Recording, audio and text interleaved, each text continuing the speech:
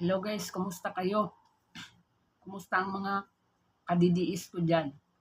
Okay pa ba kayo? Ayan, meron tayong good news.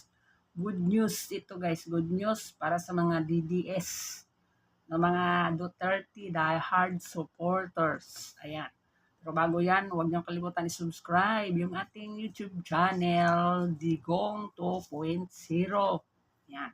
So, siguro nakita na ninyo to kasi nagkalat na ito ngayon sa social media, itong paglabas ng ating dating Pangulong Digong sa sooner, sabi nila sooner, ayan.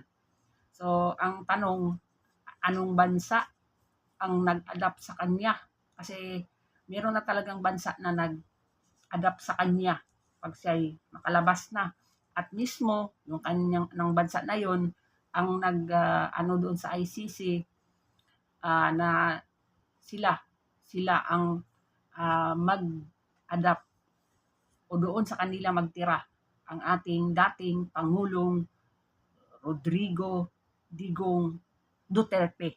Ayan, so good news yan guys, good news. So kayo, meron ba kayong hula? Hula lang naman. Anong bansa ang hula ninyo? Ayan. Ako, ang hula ko ay Malaysia, pero ang Malaysia pala ay hindi membro ng ICC. Pangalawang hula ko ay Japan. Maraming mga Pilipino doon at maraming excited. Maraming ang nag-rally ng mga Pilipino din sa Japan noong birthday niya. At mabisita siya ng ating mga kababayang OFW sa Japan. Pangatlo, itong Germany.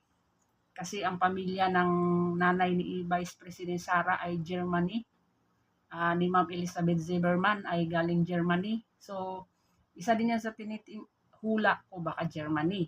Pero, naisip ko, nako, pag sa Germany naman, paano na yung second wife na si Ma'am Hanilit? Baka hindi siya pwedeng makapunta doon. Kasi siyempre, lugar ng lugar ng karibal niya. So, hindi talaga din pwede. So, ako, hula lang naman yun, no?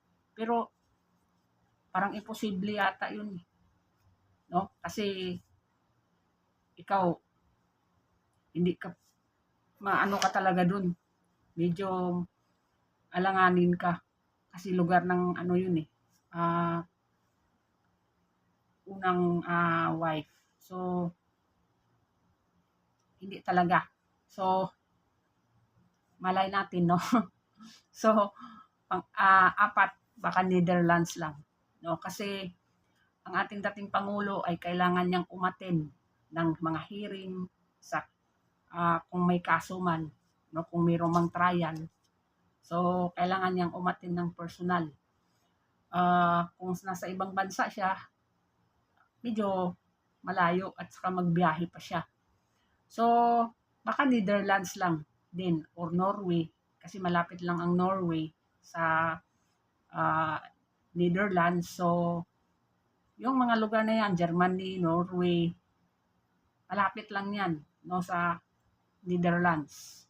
Hindi siya masyadong mapagod magbiyahe. Pero pag sa Netherlands lang siya, okay lang, malapit lang. At saka, yung mga Pilipino doon na araw-araw doon sa kanyang sa dahig, doon na ginawang tourist spot na nila yung dahig.